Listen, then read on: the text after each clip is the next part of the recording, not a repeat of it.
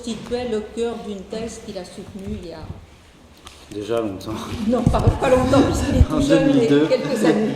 Ça fait déjà 5 ans. Et merci à vous. Je vous en prie. Bien, donc je vais vous parler aujourd'hui effectivement des professeurs des collèges parisiens sous l'Ancien Régime. Je voudrais préciser d'emblée 2 ou 3 points sur le contenu de cet exposé. D'une part, à propos des collèges parisiens, je ne parlerai que des collèges qui appartiennent à la faculté des arts et je ne parlerai pas du collège pourtant important de Louis le Grand parce qu'il est tenu par des jésuites et que du coup il relève d'une logique et d'un fonctionnement complètement différent de celui des collèges de la faculté des arts. Deuxième précision sur les bornes chronologiques, je parle d'Ancien Régime. Quelques historiens font remonter l'Ancien Régime au XVIe siècle. Je m'en tiendrai à une acception plus étroite de l'Ancien Régime. Je parlerai surtout du XVIIe et du XVIIIe siècle. D'abord parce que c'est la période que je connais le mieux, parce que c'est là-dessus que j'ai travaillé, et puis parce qu'il me semble que c'est quand même l'acception la plus courante de l'Ancien Régime. Troisième remarque dans cette introduction, les professeurs de la faculté des arts de Paris correspondent à un modèle tout à fait atypique en France, puisque Paris est la seule ville avec Caen qui dispose d'une faculté des arts. Dans les autres villes, cet enseignement qui correspond en gros, pour fixer les idées, à l'enseignement secondaire d'aujourd'hui, dans les autres villes, donc, l'enseignement n'est pas assuré par une faculté des arts, mais dans des collèges qui sont tenus par des oratoriens ou par des jésuites. Alors, c'est sans doute ce caractère ultra minoritaire qui fait que la faculté des arts de Paris est aujourd'hui largement tombée dans l'oubli. Mais je crois pourtant que cette population d'enseignants parisiens présente un intérêt parce que bien des traits qu'on a observés chez eux, on peut les retrouver ensuite au XIXe siècle et même au XXe siècle. Et je crois qu'ils constituent une des matrices du corps enseignant français. C'est d'ailleurs pour ça que j'ai intitulé le livre que j'ai tiré de cette thèse « Une archéologie du corps enseignant », parce que je pense que c'est une des matrices, comme je viens de le dire, de ce corps enseignant. Alors, pour illustrer ce propos et vous faire comprendre un peu à la fois l'originalité et l'importance de ce corps enseignant, je développerai 3 points, classiquement. D'abord, je vous présenterai le contexte institutionnel dans lequel évoluent ces enseignants, à la fois parce que c'est un peu compliqué, l'Université de Paris, et puis parce que ce contexte institutionnel, à mon avis, fonde l'identité de ce corps enseignant. Et c'est à ce moment-là que je m'appuierai sur ce petit schéma que je vous ai dessiné et qui vous intrigue tant. Ça aura le mérite de vous avoir occupé jusqu'à présent. Ensuite, je vous parlerai un peu plus précisément de cette population enseignante et je vous présenterai un peu le métier enseignant au XVIIe et XVIIIe siècle. Et pour terminer, je voudrais vous soumettre quelques éléments de réflexion sur la place des enseignants dans la société et la culture de leur temps. Autrement dit, je voudrais vous montrer que la question qui se pose ponctuellement, qui revient, du décalage éventuel, enfin qui est discutable, du décalage entre les enseignants et le monde qui les entoure, cette question, elle n'est pas si neuve que ça, et dès le XVIIIe siècle, certains hommes l'ont posée.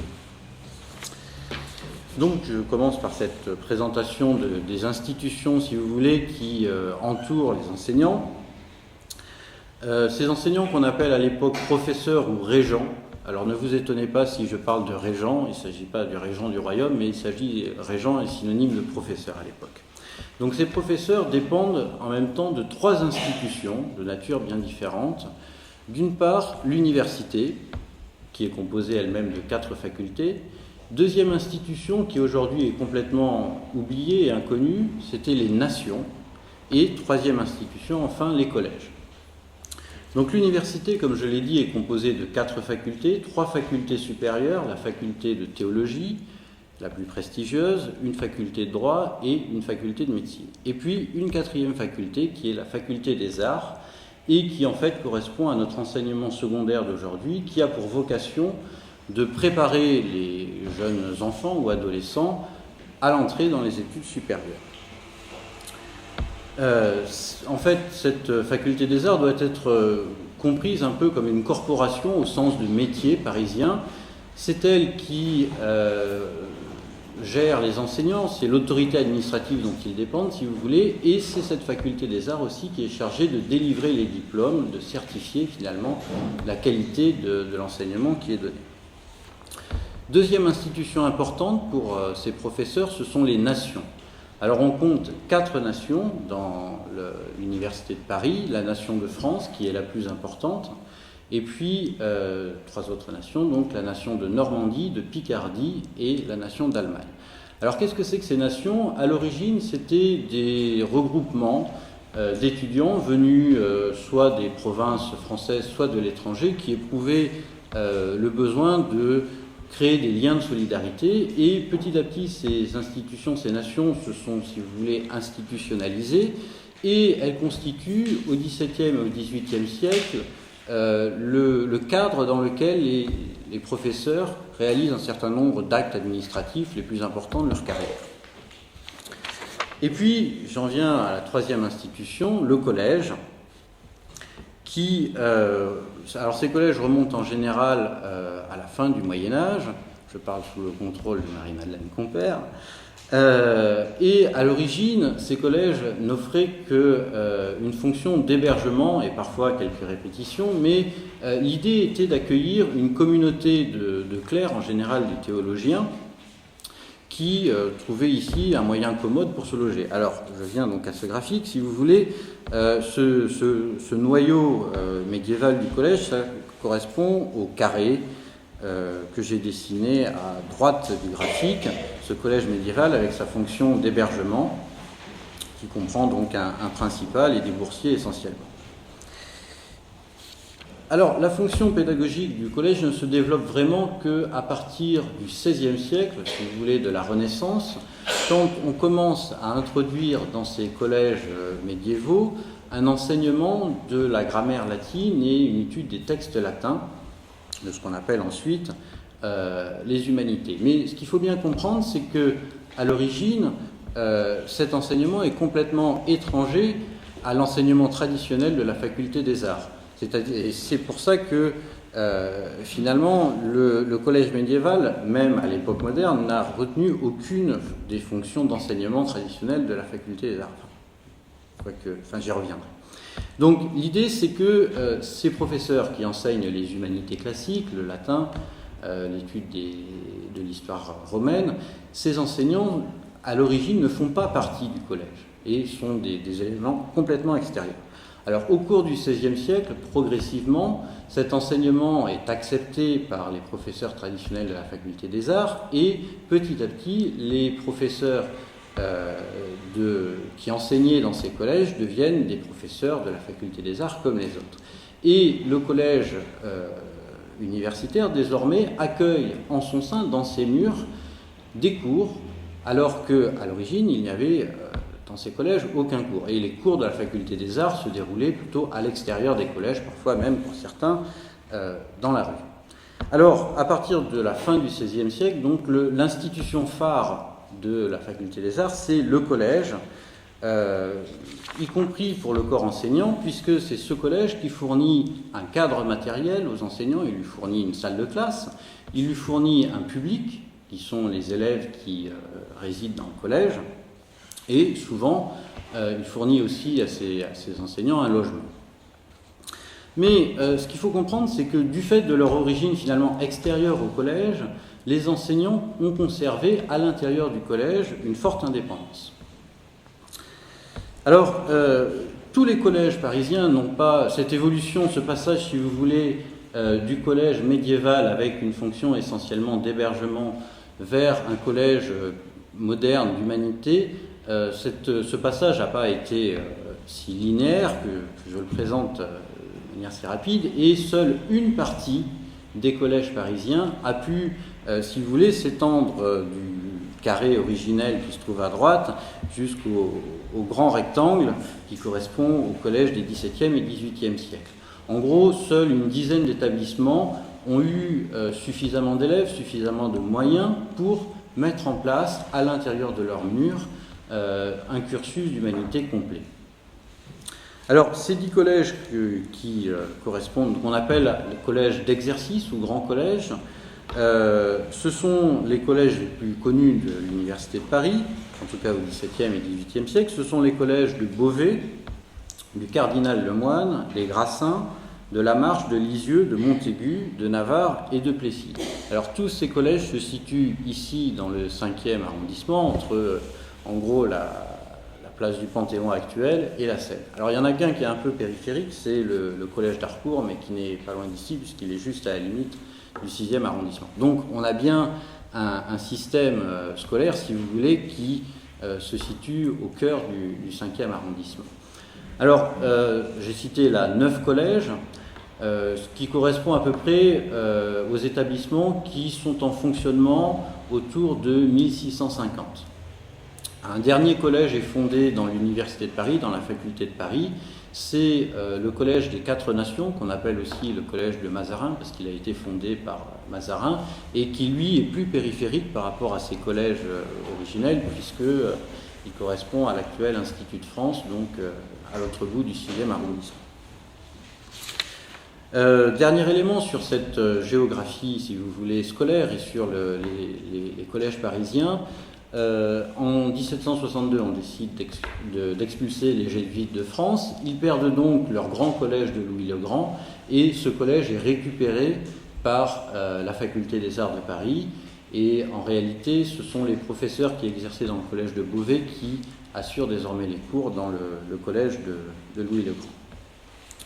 Alors, le point sur lequel je voulais insister, donc, c'est, malgré l'importance prise par ce collège d'humanité, c'est l'indépendance que conservent ces professeurs à l'intérieur du nouveau collège. Et j'en donnerai un exemple qui est celui du rapport qui me semble le plus marquant finalement et le plus simple pour illustrer cette situation, qui est le rapport qu'entretiennent ces professeurs avec le principal, c'est-à-dire avec le chef d'établissement. Et si vous voulez, pour dire les choses vite, le chef d'établissement a eu énormément de mal à s'imposer à ces professeurs que pourtant il est censé diriger. Alors, comment est-ce qu'on devient professeur ? Pour devenir professeur, en réalité, le recrutement s'effectue en 2 temps. D'une part, les professeurs demandent devant leur nation, d'où l'importance de la nation, demandent devant leur nation à devenir enseignants, c'est-à-dire avoir le droit d'exercer la profession d'enseignant. Alors tout le monde, en général, si on correspond aux critères administratifs, tout le monde obtient cette permission. Et ensuite, une fois qu'ils ont été agréés par les nations, ils démarchent un chef d'établissement et ils lui demandent un poste. Alors c'est le chef d'établissement qui décide qui il recrute dans son collège. Mais une fois que le chef d'établissement a recruté l'enseignant, il n'a pratiquement plus aucun pouvoir sur lui. C'est ce que j'ai essayé d'illustrer donc, sur ce graphique, en montrant que finalement le lien qui unissait le principal au professeur était un lien relativement ténu, d'où la flèche relativement mince, puisqu'il y avait qu'un contrôle assez ponctuel au moment de la nomination, et que ensuite les enseignants, pour tout ce qui relevait finalement de la politique disciplinaire, ne sont soumis qu'à la communauté des autres enseignants, c'est-à-dire à la corporation enseignante. Alors comment ça fonctionne ? Officiellement, ils sont soumis au tribunal du recteur, donc au recteur que j'ai dessiné là dans l'espèce d'ellipse, qui peut contrôler et révoquer les professeurs, mais ce recteur d'abord, c'est lui-même un ancien professeur, ou un professeur, c'est une chose qu'on ignore aussi. Le recteur est presque toujours un professeur de la faculté des arts, pas des autres facultés, ni un étudiant. Et comment est-ce qu'on devient recteur ? On devient recteur en étant élu par les autres professeurs. Donc en réalité, c'est quelqu'un qui dépend entièrement des professeurs qui est censé les contrôler. Donc en fait, c'est une corporation, on pourrait dire, qui est complètement autogérée, et à l'intérieur du collège, le régent est complètement indépendant complètement, n'exagérons rien, il y a quand même une certaine autorité morale au moins du chef d'établissement sur ses régents, mais disons qu'administrativement, il est relativement indépendant de son chef d'établissement. Et puis, puisque j'en suis sur ce graphique, pour terminer, le deuxième élément qui renforce cette indépendance des enseignants, c'est qu'après 1719, le système de rémunération des enseignants est transformé, et les enseignants ne doivent finalement plus rien au collège, ni aux élèves, ni au collège en tant qu'institution, et ces enseignants tirent l'ensemble de leurs ressources, l'ensemble de leur salaire, on peut appeler ça un salaire, du versement qu'effectuent les nations. C'est-à-dire que financièrement, non plus, le chef d'établissement n'a aucun moyen de pression sur ses enseignants. Alors, bon, à part ce problème, si vous voulez, de l'autorité par rapport au chef d'établissement, sur lequel j'ai longuement insisté, les professeurs ont globalement bien réussi leur intégration dans les collèges, et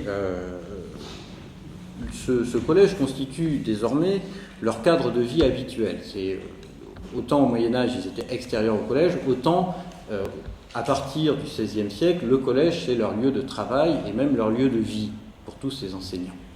Alors, leur lieu de vie, c'est évidemment le lieu où, en général, ils prennent leur repas. Il y a un réfectoire qui est ouvert aux enseignants, selon la tradition du repas pris en commun dans les communautés médiévales. Et puis, c'est aussi souvent le lieu où ils logent. Presque tous les enseignants dont on connaît le lieu de résidence habitent un collège. Là aussi, on retrouve un peu la tradition, finalement, de la communauté cléricale du Moyen-Âge. Alors bon, on pourrait peut-être nuancer la réalité de cette vie communautaire, parce que si on va voir les quelques inventaires après décès dont on dispose sur les enseignants, on s'aperçoit que quand on rentre un peu dans leurs intérieurs en regardant l'inventaire après décès, ils ont les moyens en tout cas de vivre de manière un peu séparée de la communauté, puisqu'ils disposent souvent de 2 ou 3 pièces, dont une fait office de bureau, l'autre de chambre, et parfois il y en a une qui sert de salle à manger, et ils disposent souvent en propre d'instruments de cuisine qui leur permet au moins le soir de faire chauffer sans doute leur soupe en évitant les élèves et les collègues. Donc cette vie communautaire n'est pas toujours respectée, mais globalement je crois que c'est bien leur lieu de vie. Et puis bon, pour citer un peu une anecdote et montrer que quelques-uns échappent à cette norme, et en même temps ça fait scandale, j'ai trouvé l'exemple d'un de ces régents qui s'appelle Jean Gaudouin, qui travaille au collège des Grassins et qui est dénoncé dans les années 1670, donc à la fin du XVIIe siècle, pour sa vie qu'on juge un peu dissolue. Et alors le libelle est anonyme, donc on ne sait pas qui est son ennemi, qui perfidement profère ses sous-entendus, puisque son ennemi anonyme précise qu'une femme mariée le visite souvent avec une petite fille. On peut s'interroger sur la paternité de cet enfant. Et surtout, on reproche à ce Jean Gaudouin le fait suivant: toutes les veilles de fête, il s'en allait coucher à Vitry, d'où il ne revenait que pour faire sa leçon. Donc là, ça fait vraiment scandale, ce professeur qui découche. Bon, alors, l'exemple de Jean Gaudouin, s'il est un peu amusant, reste un cas isolé, parce que j'ai trouvé finalement assez peu d'affaires de mœurs qui touchent les professeurs, et dans l'ensemble, la plupart de ces hommes semblent mener une vie tout à fait réglée et régulière, et j'y reviendrai tout à l'heure. Certains choisissent même volontairement de s'engager dans l'Église, et ils sont assez nombreux finalement à recevoir les ordres sacrés, alors qu'aucune disposition statutaire de l'université ne les contraint. Alors, plus généralement, je voudrais essayer de vous présenter un peu qui sont ces hommes, si vous voulez vous présenter le profil de cette population, en dressant une sorte de sociologie de cette population enseignante. Alors d'abord, d'où viennent-ils, ces enseignants ? On sait qu'au Moyen-Âge, l'Université de Paris attirait des étudiants et des professeurs venus de la France entière et même de la chrétienté entière. Alors, les choses ont bien changé à l'époque moderne, au moins pour les étudiants, toutes les études l'ont montré. Il y a eu un rétrécissement finalement de l'ère géographique de recrutement des enseignants. Et pour nos enseignants, quand on essaye de dresser la géographie du recrutement enseignant, on constate que ces hommes sont d'abord des Parisiens, plus du tiers vient de la ville de Paris, qui ont fait finalement assez peu de chemin. La deuxième zone qui alimente cette population enseignante, c'est une sorte de large bassin parisien qui comprendrait finalement toutes les régions qui se trouvent dans un rayon de 250 km autour de Paris, surtout la Normandie, dans une moindre mesure la Picardie, mais c'est un cas un peu particulier parce que toutes les archives qui relèvent de cette nation, de la Picardie, ont disparu. Donc il y avait certainement beaucoup de Picards, mais comme on n'a plus d'archives pour le voir ou pour les découvrir, ils sont sous-représentés, si vous voulez, dans les comptages.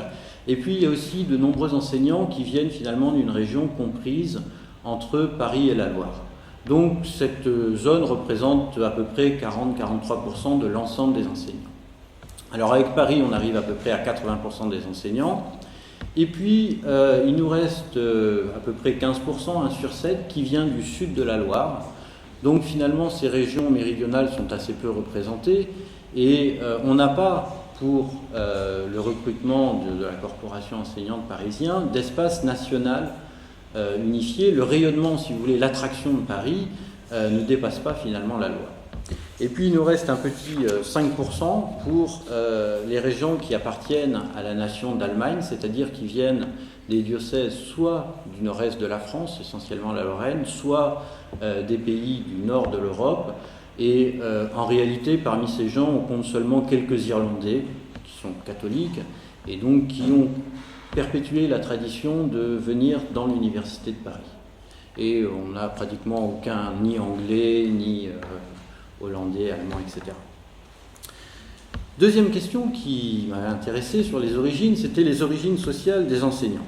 Alors, on présente souvent les enseignants comme des hommes issus de milieux plutôt modestes, et l'image qu'on donne, c'est souvent celle du boursier méritant qui, grâce à ses talents, son travail, a pu s'extraire finalement de sa condition finalement modeste. C'est ce que nous dit par exemple Gabriel Dab, qui est un docteur de la Sorbonne et un ancien professeur de philosophie au Collège de la Marche, à la fin du XVIIe siècle.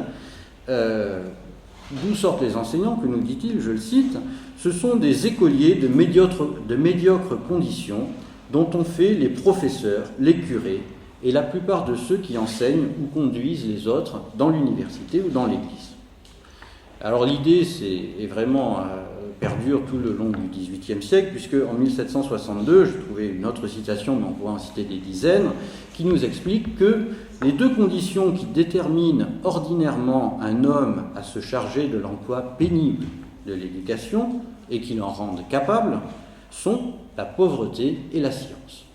Donc ça, c'est vraiment l'idée qui court tout au long du XVIIe et du XVIIIe siècle, et même plus tard. Et je pense qu'il faut être un peu plus prudent, ou en tout cas un peu plus nuancé sur cette vision, pour plusieurs raisons. D'abord parce que finalement ces exemples ne s'appuient sur aucune statistique, et on peut toujours trouver un cas, ou plusieurs cas, ou quelques dizaines peut-être de cas, qui montreront qu'un fils d'artisan devient professeur. Effectivement, le plus célèbre de tous les professeurs de l'époque, c'est Charles Rollin, qui est fils de coutelier. Et alors, bon, c'est l'exemple qu'on nous sort tout le temps pour nous montrer que finalement, des fils d'artisans peuvent devenir professeurs et peuvent devenir célèbres. Oui, mais en même temps, on peut aussi trouver des dizaines d'exemples de fils de bons bourgeois qui sont devenus professeurs. Alors, si on regarde un peu les professions qui apparaissent dans le... il est illusoire d'essayer de faire un comptage parce qu'on ne peut pas connaître... on n'arrive pas à connaître les familles de tous les professeurs. Mais finalement, quels sont les milieux qui se dégagent sur quelques dizaines d'exemples ? On a souvent des gens qui sont issus de la petite noblesse. Mais bon, ça c'est assez trompeur parce que finalement la noblesse c'est plus facile à repérer que les autres États. Mais en gros, hormis la petite noblesse, ce sont souvent des gens qui sont issus de la bourgeoisie marchande, de l'office, des milieux judiciaires. Et puis, parfois, on a quelques fils d'artisans, mais je pense que ce sont plutôt des exceptions que le cas le plus fréquent, finalement. Et puis, la deuxième chose aussi sur laquelle je voulais insister, c'est sur le sens qu'il faut donner au mot de boursier au XVIIe et au XVIIIe siècle. On a souvent l'image d'un boursier tel qu'il a pu exister au XIXe ou au XXe siècle, c'est-à-dire du bourse qu'on obtient au mérite et sur des critères sociaux. Et souvent, au XVIIe et au XVIIIe siècle, même auparavant, même au Moyen-Âge, ces bourses, en fait, sont distribuées à l'intérieur de la famille du fondateur de la bourse. Et, en tout cas, ce fondateur veille à ce que sa famille soit servie avant les autres. Alors, je vous donnerai deux exemples de ce trait. Par exemple, en 1774, une demoiselle Corneille décide de fonder une bourse et elle nous précise dans les dispositions testamentaires qui explicitent sa fondation que la nomination de la bourse de mademoiselle Corneille appartiendra au principal du collège du Plessis à condition de choisir un sujet parmi les proches parents de la fondatrice. Et à défaut de parents de sa famille, un jeune homme de la famille du sieur Robert, curé de la Madeleine dans la cité. Donc cette bourse n'est pas destinée aux pauvres fils d'artisans qu'on pourrait trouver. Et j'ai un autre témoignage qui va dans ce sens, une série de bourses fondées en 1770 où on nous précise que ces bourses sont réservées aux enfants issus de la ville de Reims, mais qui seront pris dans une famille honnête et non fils d'artisans. Donc, à mon sens, ce système de bourse profite essentiellement aux oligarchies provinciales et permet souvent aux notables de province de financer gratuitement les études de leurs enfants. Alors, issus en général des villes du Nord, issus de milieux favorisés, quelles études ont fait les professeurs ? Trois idées sur ces études. D'abord, il faut voir que la plupart de ces professeurs sont d'anciens bons élèves. Ça, c'est une caractéristique qu'on retrouve dès le XVIIe siècle. Deviennent professeurs les gens qui ont réussi dans le système scolaire. J'ai deux indices pour appuyer ce fait. D'une part, on dispose sur la fin du XVIIe siècle d'un registre de distribution des prix au collège du Plessis, qui est le collège qui forme le plus d'enseignants à cette période-là, et on retrouve la plupart des enseignants dans ce registre des prix. Et puis le deuxième indice, une bonne partie des enseignants ont eu un prix au Plessis. Et puis deuxième indice, c'est le concours général qui fonctionne à partir de 1748, qui ne concerne alors que les collèges parisiens, mais qui est destiné à récompenser les meilleurs élèves de ces collèges. Et là aussi, on retrouve en masse les futurs professeurs parmi les lauréats de ce concours général. Alors, après le collège, quelle formation ont reçu ces enseignants ? Il n'existe pas, comme il peut exister aujourd'hui, de formation type IUFM ou d'essai pour former au métier d'enseignant. En réalité, il y a deux étapes, si vous voulez, dans la formation de l'enseignant. La plupart commencent des études de théologie, dans la faculté de théologie. Alors, je dis bien commencent, ça veut dire que tous ne prennent pas un grade en théologie. Souvent, ils se contentent de suivre 3 années d'études, 3 ou 5 années d'études de théologie, sans forcément ensuite que cette formation soit sanctionnée par un grade, que ce soit le baccalauréat ou la licence en théologie. Alors, et puis une partie va jusqu'au bout et devient bachelier ou licencié en théologie. Ça correspond à peu près à un quart de notre population qui détient effectivement un grade en théologie. Alors, pourquoi avoir choisi la théologie ? D'une part parce que c'est la faculté la plus prestigieuse à Paris. Deuxièmement, parce que c'est aussi une faculté, même si elle peut nous sembler aujourd'hui un peu dépassée, c'est aussi une faculté qui offre une formation intellectuelle de qualité. Ces gens font beaucoup de latin, réfléchissent beaucoup, lisent beaucoup de textes. Et finalement, en l'absence d'autres systèmes de formation des enseignants et en l'absence de systèmes de formation aux humanités classiques, c'est sans doute la meilleure manière de se préparer à enseigner et à faire pendant toute la journée du latin avec des élèves. Et puis, donc, à part ces études de théologie, je pense que ces enseignants préparaient aussi leur entrée dans le métier par l'encadrement des élèves en dehors des heures de cours. Il existe dans la plupart des collèges des sortes de maîtres d'études qui s'occupent finalement de faire réviser les élèves ou de surveiller qu'ils font leur travail. Et je pense que bon nombre de futurs enseignants ont exercé ces fonctions avant de devenir eux-mêmes enseignants. Alors, comment fonctionnent ces cours et comment j'avance un peu plus vite que prévu. J'en viens maintenant aux cours et aux professeurs dans sa classe. Comment se déroulent finalement les cours et en quoi consiste ce métier d'enseignant. Alors d'abord, il faut savoir que chaque enseignant a en charge un groupe unique d'élèves dont il s'occupe pendant toute l'année. C'est-à-dire qu'on est par exemple professeur de la 5e tel collège et uniquement de la 5e. La 5e n'a qu'un professeur et le professeur n'a qu'une classe. Alors, les effectifs des classes sont très difficiles à évaluer. J'ai trouvé ponctuellement plusieurs exemples de classes dont on connaissait les effectifs. Ça va de 6 élèves à 80 élèves par professeur. Donc c'est très variable. Alors on peut s'amuser à essayer de faire une statistique en essayant de diviser le nombre estimé d'élèves dans toute la faculté des arts par le nombre de professeurs, par le nombre de classes ouvertes. On arriverait à peu près à 27 élèves.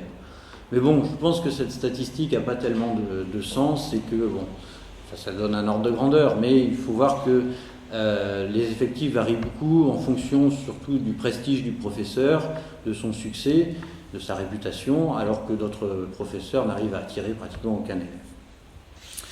Alors, ces élèves, ils les gardent donc pendant un an. L'année scolaire commence en octobre, la rentrée a lieu en octobre, et se termine au mois d'août. Au milieu de l'année, il y a assez peu de congés scolaires, on n'est pas dans le même système qu'aujourd'hui, mais en revanche, il y a de très nombreuses fêtes religieuses. Et finalement, on a calculé que sur l'ensemble de l'année, les élèves devaient avoir, et donc les professeurs, devaient avoir à peu près 180 jours de travailler par an, soit un jour sur deux à peu près. Alors, je me suis amusé à calculer le nombre de jours approximatifs qu'on dispense dans l'enseignement secondaire en 2007. Et si vous voulez bien admettre, comme l'impose le ministère de l'Éducation nationale, d'après le bulletin officiel, qu'il y a 36 semaines de cours par an, ça c'est une date fixée, impérative depuis des décennies. Si on compte 5 jours de travail par semaine, on arrive aussi à ces 180 jours de travail effectifs par an en 2007. Alors, les jours où ils travaillent, au XVIIIe siècle, les professeurs dispensent 2 cours dans la journée qu'on appelle alors 2 classes, qui sont des classes qui durent environ 2 heures, 2 heures à 2 heures et demie, une classe le matin et une classe l'après-midi. Alors, autant qu'on puisse le savoir, le déroulement de ces classes est assez normé. Il y a sans doute eu des variations, mais on peut imaginer que ces classes commencent d'abord par une interrogation des élèves ou une vérification du travail écrit, parce que les élèves ont, j'y reviendrai tout de suite, un travail important à réaliser entre les cours. Et puis surtout, et c'est ça qui constitue le cœur de l'enseignement, le professeur lit, puis fait lire parfois par un élève, lit un texte et ensuite l'explique, et c'est à partir de l'explication de ce cours qu'il construit finalement son cours et qui transmet des connaissances aux élèves, à partir des exemples pris dans le texte et des développements qu'il donne, de l'explication du vocabulaire, des points de grammaire, etc. Donc c'est vraiment la méthode qui est suivie, alors évidemment en s'adaptant en fonction du niveau des élèves, mais ça semble la méthode la plus suivie dans les collèges. Et alors effectivement, entre les cours, puisque ça n'occupe que 4 à 5 heures pour les élèves par jour, entre les cours, les élèves sont soit en récréation, soit en études, et ils doivent réaliser un important travail, soit de mémorisation, soit des travaux écrits qui reprennent en général ce qui a été vu en classe. Alors, combien de temps les professeurs exercent-ils ce métier ? C'est une question qui est importante pour l'histoire du corps enseignant, parce que on a longtemps présenté l'activité enseignante comme une activité transitoire qui était exercée par des jeunes gens dont l'objectif était à la fois de financer leurs études et puis surtout d'obtenir, après avoir achevé leurs études, d'obtenir un bénéfice ecclésiastique et donc de quitter l'enseignement. Et cette présentation, finalement, laisse entendre que l'enseignement n'est jamais un véritable métier et est seulement un pis-aller, finalement, pour quelques jeunes étudiants. Donc, cette question de la durée, finalement, de l'exercice de la profession enseignante est une question qui est au cœur de la définition de l'identité enseignante. Alors, je pense que globalement, cette profession, cette activité enseignante devient, au XVIIIe siècle en tout cas, une véritable activité, une véritable profession. Alors il faut être nuancé, bien sûr. Il y a des éléments qui vont contre cette idée. Par exemple, c'est vrai que les professeurs sont encore assez attachés à leur identité cléricale.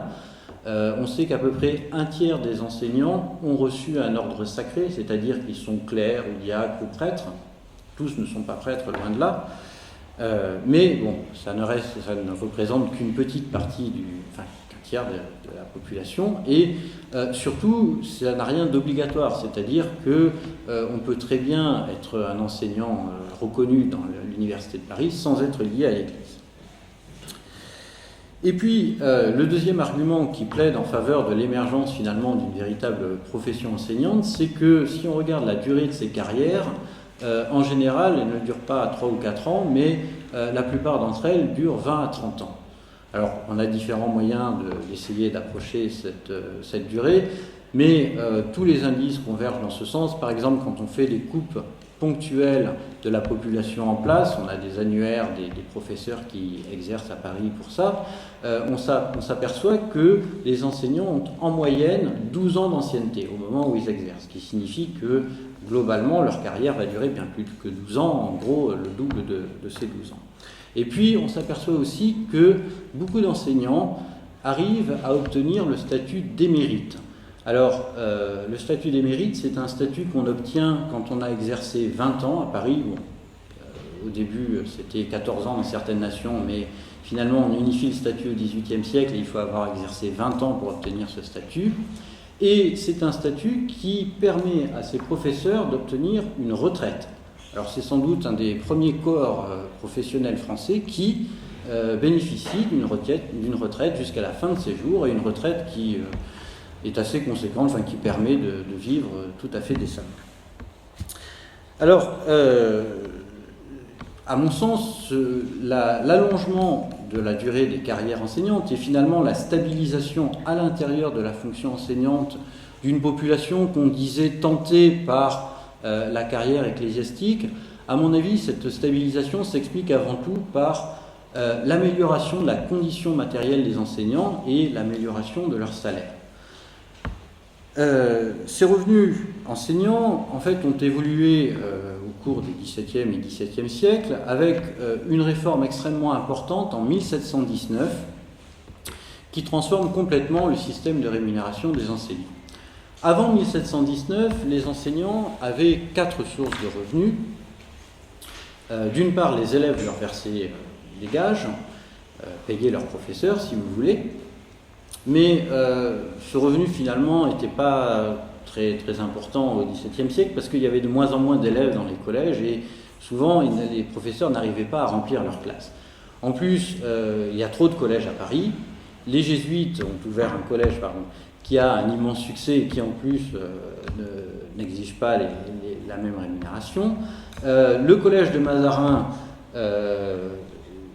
a aussi beaucoup de succès et l'enseignement, il est gratuit. Donc, les pauvres professeurs qui restent dans les 9 autres collèges ont de moins en moins d'élèves et en plus, ils sont obligés de faire payer alors que les autres ne font pas payer.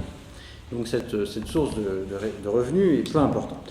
Deuxième source de revenus, les collèges, certains collèges, autrefois donnaient de l'argent aux enseignants, mais là aussi, les sources de revenus qu'ont les collèges ne sont plus assez importantes pour offrir un salaire aux enseignants. Il n'y a plus qu'un collège, le collège de la Marche, qui donne un peu d'argent aux enseignants. Troisième source de revenus, les enseignants accueillaient souvent dans leurs appartements des pensionnaires, c'est-à-dire qu'ils prenaient quelques élèves qui dormaient dans leurs locaux et évidemment à côté de l'hébergement, ils leur permettaient, ils leur offraient, si vous voulez, un encadrement, une sorte de tutorat, contre rémunération évidemment. Et puis, quatrième source de revenus, la faculté des arts, par le biais des nations, donne de l'argent aux enseignants. D'où tire-t-elle cet argent ? Elle tire cet argent d'un vieux privilège qui remonte au Moyen-Âge, qui va peut-être vous sembler étrange, mais l'Université de Paris avait le monopole de la poste à Paris. C'est-à-dire que seuls les membres de l'Université de Paris avaient le droit d'envoyer d'envoyer des lettres ou des colis à Paris. Alors ce monopole est partagé en partie avec le roi qui essaye de mettre la main sur cette affaire. Bref, je passe sur les détails, mais toujours est-il que ce monopole qu'est la ferme donc qu'elle délègue, si vous voulez, en échange d'argent à des entrepreneurs privés, lui rapporte de l'argent, et cet argent est exclusivement destiné au paiement des enseignants. Alors, dans ce système qui fonctionne plus ou moins jusqu'à la fin du XVIIe siècle, arrive une perturbation importante, c'est en 1688 l'ouverture du Collège des Quatre Nations, qui est un collège donc, fondé par Mazarin, qui est extrêmement riche et qui bouleverse complètement les habitudes des enseignants dans la mesure où il verse un salaire fixe aux enseignants, un salaire important, et qu'en échange, il propose la gratuité aux élèves. Alors, bon, les autres enseignants, évidemment, sont très jaloux de ce système, mais ça restera quand même le modèle dont ils veulent s'approcher. Et en 1719, je vous passe sur tous les épisodes, après une longue négociation avec le pouvoir royal, on conclut un accord et la faculté des arts abandonne son privilège sur les messageries. C'est le roi qui récupère tout, mais en échange, la faculté des arts reçoit annuellement 150 000 livres. Et ces 150 000 livres vont servir exclusivement à payer les professeurs. Et à partir de cette date, les professeurs touchent tous les mois un salaire fixe et ils bénéficient aussi pour leur vieux jour d'une retraite, et on peut dire qu'ils atteignent une véritable aisance matérielle. Je vous passe donc sur les différents niveaux de salaire, mais à la Révolution, un professeur de seconde, c'est-à-dire qu'il a un salaire moyen, le salaire ne dépend pas du tout de l'ancienneté ou du travail, le salaire dépend du niveau dans lequel on exerce. C'est-à-dire qu'un professeur de sixième touchera moins qu'un professeur de seconde, et un professeur qui se trouve au sommet du cursus des arts, c'est-à-dire en philosophie, sera le mieux payé. Donc un professeur de seconde qui se trouve à peu près au milieu du cursus touchera à la Révolution 2000 livres. 2000 livres, pour vous donner un ordre de grandeur, on considère que le salaire d'un manœuvre, d'un ouvrier non qualifié à Paris, c'est à peu près de 200 livres. À chaque fois, des revenus annuels, hein, bien sûr. Donc c'est à peu près 10 fois ce que gagne un manœuvre. Et autre ordre de grandeur, si vous voulez, on considère la portion congrue, c'est-à-dire le salaire minimum qu'on doit donner à un curé. Un curé, c'est un personnage important quand même. La portion congrue, c'est 600 livres. Donc un professeur de seconde a le triple, un peu plus du triple de la portion congrue. Alors, je me hâte de terminer. Donc, au-delà de ces problèmes, bon, à mon avis, ce qu'il faut retenir, c'est que grâce à ces niveaux de salaire, les enseignants font partie finalement de ce qu'on pourrait appeler une petite bourgeoisie urbaine. Alors, au-delà de ces problèmes matériels, comment est-ce qu'on peut situer ces régents parisiens dans la société française? Et j'en viens au problème que j'évoquais en introduction. Est-ce que les enseignants sont parfaitement intégrés à la société et à la culture de leur temps? Bon, mon idée, c'est que finalement, en résumé, je vais aller très vite, sans doute, je vais caricaturer ces évolutions, mais vous me pardonnerez. En gros, on pourrait dire qu'au début du XVIe siècle, ces enseignants, ils sont parfaitement dans ce qui se fait, dans la culture de leur temps, parce qu'ils sont parfaitement en phase avec la naissance de l'humanisme, et ce sont même eux qui, finalement, sont à l'initiative de ce renouvellement des savoirs et de la culture. Et puis, bon, si on passe sur la parenthèse des guerres civiles, des guerres de religion, entre, en gros, le début du XVIIe siècle et le milieu du XVIIIe siècle, 1600-1750, en date ronde, je pense aussi que ces enseignants sont en phase avec la culture de leur temps, c'est-à-dire qu'ils offrent la formation qu'on attend d'eux aux jeunes gens. C'est-à-dire qu'on fait faire du latin, on apprend l'histoire romaine pour former ce qu'on appelle alors un honnête homme. Et puis, il me semble qu'à partir du XVIIIe siècle, alors que finalement les connaissances scientifiques et puis même la culture et la philosophie française évoluent largement, ces professeurs ne parviennent pas à suivre ces évolutions. Alors, je crois qu'il y a deux épisodes qui expliquent finalement le décalage qui commence à se creuser à partir de 1750 entre les enseignants d'une part et l'évolution de la culture. Ces deux épisodes sont les suivants, de manière très rapide. D'une part, il y a un problème qui se pose à la fin du XVIIe siècle pour l'enseignement des collèges, c'est l'introduction de la doctrine cartésienne, du cartésianisme. Descartes meurt en 1650 et pendant toute la fin du XVIIe siècle, les professeurs de la faculté des arts de Paris refusent d'entendre parler du cartésianisme, refusent le cartésianisme, alors que les idées de Descartes progressent largement dans les élites culturelles françaises. Alors, il y a quelques professeurs qui, plus ou moins clandestinement, enseignent les idées de Descartes dans leurs cours de philosophie, mais ils font ça plus ou moins en se cachant.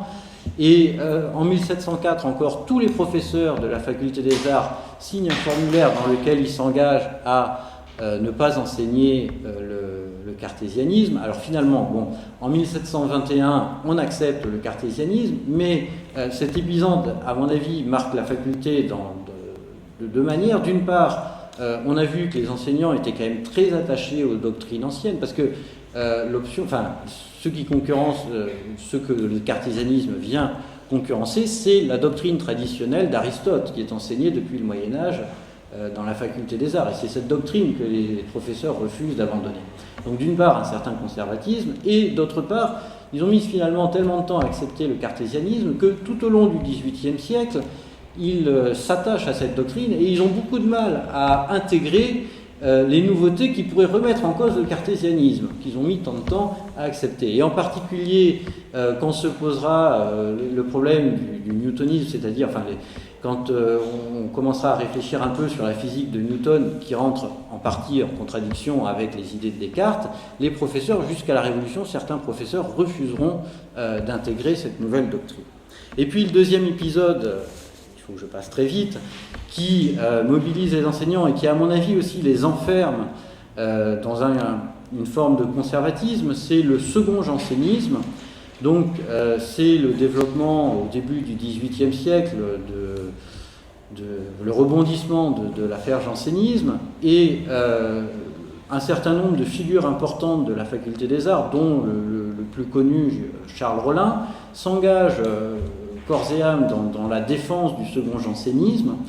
Alors cette doctrine, et je ne sais pas si c'est une doctrine véritablement, enfin bref, le second jansénisme est condamné par les autorités politiques, par le roi, et on met en place une répression assez féroce des enseignants qui sont engagés dans le jansénisme. Quelques-uns sont exilés, Rollin est démis, etc. Et finalement, on assiste à une sorte d'épuration de la faculté des arts, et à partir des années 1730, c'est en 1739 que les décisions les plus dures sont prises, à partir donc de 1739, on ne peut devenir enseignant que si on a quelque part refusé le jansénisme et si on a fait preuve d'orthodoxie. Et il me semble que cet épisode, quelque part, stérilise intellectuellement le groupe enseignant, et on assiste à une sorte de normalisation intellectuelle à cause de la répression janséniste. Alors, je crois qu'il ne faut pas non plus, il faut pas être trop sévère non plus avec ce corps enseignant. J'ai l'impression, je donne peut-être l'impression de les charger beaucoup dans le sens du conservatisme. Il y a d'autres éléments qui expliquent sans doute l'immobilisme quelque part de cette corporation. D'une part, il faut voir que pendant très longtemps, les familles ont attendu des enseignants qu'ils enseignent toujours la même chose, ou en tout cas qu'ils offrent un enseignement qui soit parfaitement orthodoxe.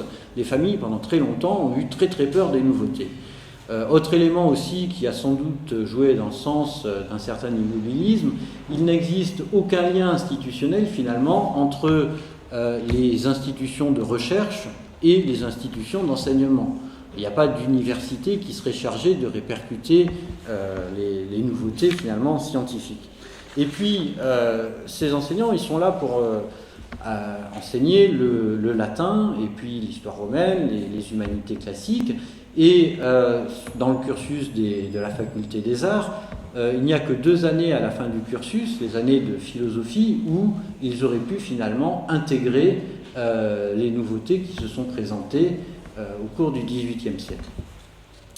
Donc, finalement, il y avait des raisons assez objectives à ce que ces enseignants restent accrochés à leurs principes anciens. L'un d'eux, qui s'appelle Antoine Vicaire, qui est professeur d'éloquence au collège de Navarre, exhorte ses collègues à ne surtout rien changer. En 1763, il leur dit surtout « Tenez-vous fermement attachés à vos usages, suivez constamment vos principes, l'expérience de tant de siècles en a justifié la bonté. » Donc surtout, ne changeons rien. Alors, du coup, bon, même si peut-être être plus indulgent que je ne parais l'être avec ses enseignants, en tout cas, cette attitude est fort mal reçue par les philosophes des Lumières, et à partir des années 1750, on se met à critiquer de plus en plus ouvertement ces professeurs de la faculté des arts. Diderot reproche ainsi à Rollin de ne vouloir faire que des prêtres ou des moines, des poètes ou des orateurs, et finalement d'offrir une éducation qui est complètement inutile. D'Alembert, de même, dans son article « Collège de l'Encyclopédie » en 1753, à ce jugement sévère sur la nature des études suivies dans les collèges, un jeune homme, après avoir passé au collège 10 années qu'on doit mettre au compte des plus précieuses de sa vie, en sort, lorsqu'il a le mieux employé son temps, avec la connaissance très imparfaite d'une langue morte, avec des préceptes de rhétorique et des principes de philosophie qu'il doit se tâcher d'oublier. Donc finalement, tout ça ne sert à rien. Alors j'en ai d'autres de la même eau finalement, et ce type de critique est évidemment repris au moment de la Révolution. Le plus sévère de ces révolutionnaires, et en même temps c'est celui qui réfléchit sans doute le plus sur l'éducation, c'est Condorcet, qui en 1791 mène une charge très féroce contre ses enseignants, et il nous dresse un portrait de ce que ne doit pas être l'instruction publique, et finalement dans ce portrait on peut retrouver pratiquement tous les traits qui font la faculté des arts de Paris. Alors je vous lis cette dernière charge contre cette pauvre faculté des arts de Paris, que nous dit Condorcet en 1791. La puissance publique doit donc éviter surtout de confier l'instruction à des corps enseignants qui se recrutent eux-mêmes. Leur histoire est celle des efforts qu'ils ont faits pour perpétuer de vaines opinions que les hommes éclairés avaient dès longtemps reléguées dans la classe des erreurs. Elle est celle de leur tentative pour imposer aux esprits un joug à l'aide duquel ils espéraient prolonger leur crédit ou étendre leur richesse. Que ces corps soient des ordres de moines, des congrégations de demi-moines, des universités, de simples corporations, le danger est égal. L'instruction qu'ils donneront aura toujours pour but non le progrès des Lumières, mais l'augmentation de leur pouvoir. Non d'enseigner la vérité, mais de perpétuer les préjugés utiles à leur ambition. Alors, je passe un peu sur tout ça, et la dernière phrase quand même est intéressante de Condorcet. Si on revenait à ce système, on verrait s'introduire l'ennemi le plus dangereux des progrès, les habitudes consacrées. Et c'est comme ça qu'il voit finalement cette université. Alors, en conclusion, en 2 mots, je ne voudrais pas qu'on reste sur cette note finalement si négative, même si peut-être que l'université, enfin la faculté des arts débouche sur un échec, puisque la Convention décide en 1793 de supprimer l'université avec toutes les autres institutions qu'elle juge trop liées à l'Ancien Régime. Donc je ne voudrais pas qu'on termine sur cette inadaptation finalement de la faculté des arts à son temps, et je pense que s'il y a quand même une chose à retenir sur cette faculté des arts, c'est l'idée que c'est quand même un des premiers lieux, sinon le premier lieu en France où on commence à voir émerger véritablement une profession enseignante. C'est-à-dire qu'il existe bien sûr ailleurs des enseignants, mais dans la mesure où ces enseignants appartiennent aux jésuites ou aux oratoriens, et donc où ils sont avant tout souvent des religieux avant d'être des enseignants, même si on sait que les oratoriens sont de plus en plus laïcisés, mais globalement c'est quand même dans l'université de Paris que pour la première fois on voit émerger une profession enseignante, à mon sens, où on aurait des gens qui consacrent toute leur carrière à l'enseignement, qui en tirent l'ensemble de leurs revenus, qui peuvent bénéficier d'une retraite et qui surtout ont conscience d'être enseignants et de ne pas être autre chose. Ceux qui fondent véritablement leur identité, et ils l'écrivent, souvent ils écrivent une quantité de mémoires pour soutenir cette identité. Ceux qui fondent leur identité, c'est bien l'appartenance à cette faculté des arts, et c'est bien le fait d'enseigner dans ces collèges la faculté des arts. Voilà, je voudrais qu'on reste donc sur cette idée-là. Je vous remercie.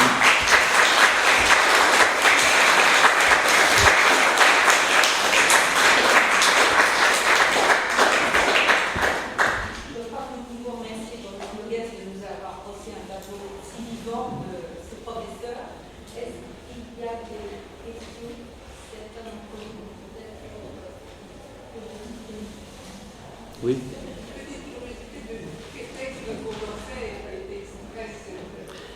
Alors, en fait, c'est un texte préliminaire à un rapport qu'il a présenté à la Convention en 1792, mais qui a été publié, qu'on trouve un peu partout, si vous voulez. Je ne sais pas si j'ai la référence exacte.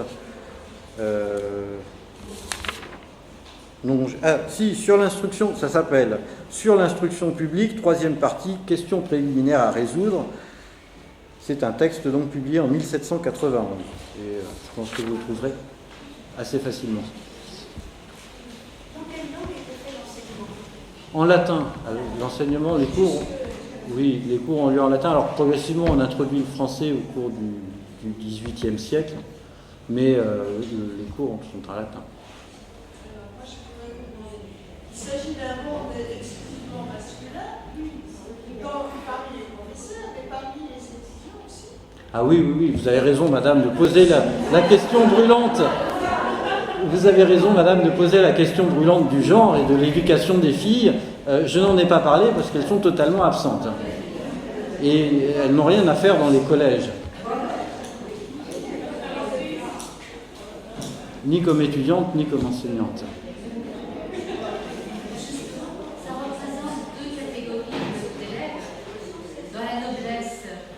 Ah mais...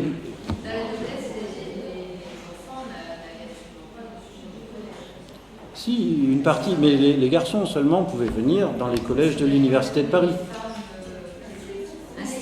Oui, c'était des précepteurs, mais sinon les institutions d'éducation, il existe aussi des institutions d'éducation pour les filles, mais elles sont complètement en dehors de l'université et en dehors de ce système-là. Les précepteurs étaient dans le corps enseignant ? Alors, il y a des gens qui sont complètement indépendants du corps enseignant, mais effectivement, j'ai pas eu le temps d'en parler, mais une bonne partie de ces enseignants deviennent ensuite des précepteurs dans les familles princières, enfin ceux qui réussissent. Quand ils ont obtenu une certaine notoriété, certains profitent de leur notoriété pour devenir précepteurs dans les familles aristocratiques ou princières. En fait, vous n'apprenez pas les mathématiques. Il fallait qu'ils rentrent à l'université pour apprendre les mathématiques. Alors, si une partie de l'enseignement était consacrée aux mathématiques, mais c'est aussi de ma faute parce que je suis allé trop vite, enfin je ne vous ai pas présenté le cursus. En réalité, donc, dans les collèges, on reste 8 années. Vous avez les 4 premières années où on se consacre plutôt à l'étude de la grammaire, l'apprentissage à la grammaire. Et ensuite, on étudie la poésie et la rhétorique, ça correspond à la seconde et à la première. Et puis, en fin de cursus, il reste 2 années qui sont appelées des années de philosophie. Et dans ces 2 années de philosophie, on apprend certes la philosophie au sens traditionnel tel qu'on l'entend aujourd'hui, mais il y avait aussi un enseignement scientifique où on abordait les mathématiques, la physique, etc. Mais bon, c'est donc une année à toute la fin du cursus. Et par exemple, il n'y a pas de cours de mathématiques pour un élève de seconde. Et le cursus est couronné par... Alors, le cursus débouche sur ce qu'on appelle la maîtrise SAR, qui en fait c'est la même chose que le baccalauréat, la licence et la maîtrise. L'ensemble se prend en quelques mois.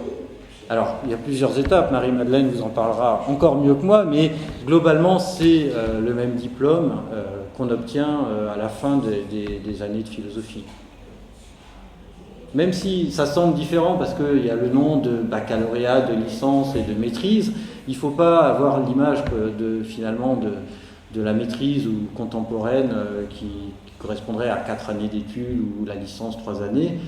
C'est un diplôme qu'on obtient à l'issue du cursus de la faculté des arts. Ça correspond en gros, pour aller vite, au baccalauréat actuel. Et on peut enseigner à ce moment-là ? Alors, théoriquement, effectivement, il suffit d'être maître S-Art de la Faculté des Arts de Paris pour être professeur dans l'Université de Paris. C'est-à-dire que théoriquement, on pourrait être élève au mois de juin, juillet et professeur à la rentrée d'octobre. Mais dans la pratique, j'ai jamais trouvé le cas. Et en réalité, l'âge moyen auquel les jeunes gens deviennent enseignants, c'est 27 ans. Donc, mais bon, c'est théorique, mais dans la pratique, ça ne se produit jamais. Dans les collèges jésuites, pas du collège musulman, jésuites, ils apprenaient, enfin, Louis XIV, ils dansaient, ils apprenaient le chant. Est-ce que ça, les théâtres, les ballets, et est-ce que ça, c'était tout ce qui va avec, est-ce que c'était aussi dispensé dans les autres collèges? Alors, effectivement, les jésuites sont très connus pour avoir introduit le théâtre, la danse et le chant. L'Université de Paris a beaucoup de réticence à introduire ce genre de discipline. En plus, les jésuites cherchent à capter quand même le public aristocratique qui est très friand de ce genre de choses. Et il y a effectivement des représentations dans les collèges, par exemple en fin d'année, des pièces de théâtre. Mais les Parisiens, les professeurs de la Faculté des Arts sont très prudents. Il faut par exemple que ça reste dans les limites de la décence. Enfin, il y a une certaine inquiétude par rapport à ça. Mais pour répondre à votre question, oui, il y a parfois des représentations. Mais ce n'est pas, si vous voulez, une pratique phare comme chez les jésuites. Et excusez-moi de vous poser une question. Après, à l'issue de ce cursus, on pouvait s'inscrire à la faculté de droit et de médecine. Oui, et de théologie. Il fallait passer par Oui, c'est une condition. En fait, oui. En fait, il y a beaucoup d'élèves qui, par exemple, ne viennent à Paris ou ne s'inscrivent dans la Faculté des Arts de Paris que pour obtenir cette maîtrise S-Art. C'est le cas, par exemple, des élèves du collège jésuite. Le collège jésuite a le droit d'enseigner, mais ils n'ont pas le droit de délivrer de diplôme. C'est-à-dire qu'à la fin du cursus, les élèves des jésuites sont obligés de s'inscrire dans un collège de la Faculté des Arts, donc un des 10 collèges, pour faire leur philosophie et obtenir la maîtrise S-Art qui leur permettra ensuite de s'inscrire dans une faculté supérieure. Donc effectivement, ça joue un peu le rôle, comme le baccalauréat, le rôle de barrage avant l'entrée dans l'enseignement supérieur. Ces niveaux sont sanctionnés par un examen ou bien c'est simplement... Oui, il y a effectivement... Non, il y a effectivement un examen. Les élèves sont examinés par... même si, bon, je ne sais pas si l'examen est très, très difficile. Mais vers quel âge entrait-il dans les collèges? À peu près comme aujourd'hui dans l'enseignement secondaire, c'est-à-dire autour de 10-11 ans. Ça correspond, enfin, globalement à notre enseignement secondaire, un collège-lycée. À l'époque, vers quelle profession pouvait-on aller sans qu'on s'inscrive aux facultés de médecine? Est-ce qu'on pouvait, vers quel métier on pouvait s'orienter? La maîtrise S-Art ne sert à... Enfin, professionnel, à mon sens, hein, enfin, je ne voudrais pas vous dire de bêtises, mais à mon sens, ça ne sert à rien, à part aller dans une des 3 universités supérieures, c'est-à-dire, il y a aussi la théologie qui est importante, hein, ça offre des débouchés, ou bien devenir professeur de la Faculté des Arts. Mais sinon, enfin, à ma connaissance, ça ne sert à rien, la maîtrise S-Art. Enfin, je ne sais pas qu'en pense Marie-Madeleine Compère. Elle est d'accord avec moi? Très bien. Comment? En général, quand on a fait sa philosophie dans son collège, on passe quand même à la maîtrise, c'est ça, parce qu'il a à peu près 200 maîtres Ah oui. par an. À Paris, au 18e, donc ça correspond à peu près à chaque promotion, à une promotion totale des élèves du collège. Ça, c'est fait. Par exemple, D'Alembert, il a passé c'est ça. Mais il a dit qu'il fallait se dépêcher d'oublier tout ce qu'il avait appris au collège. Enfin, en tout cas, il l'a écrit, je ne sais pas s'il l'a.